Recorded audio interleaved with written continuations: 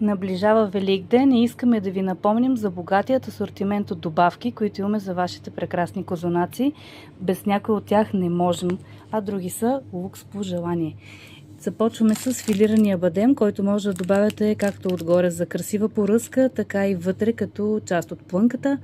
Имаме ванилия на шушулки за почитателите на натуралните аромати, а имаме и ванилова захар в удобни икономични пакети по 15 бройки, които да използвате не само за козунаци, разбира се, но и за другите ви печива. Имаме стафиди, много класическа плънка.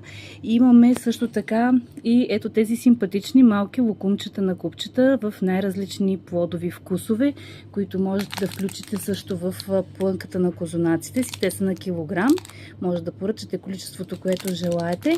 И също така нещо, което може би е малко по-малко познато, но е истински хит в правенето на сладки печива изобщо, не само за козунаци. Това е така наречения махлеб.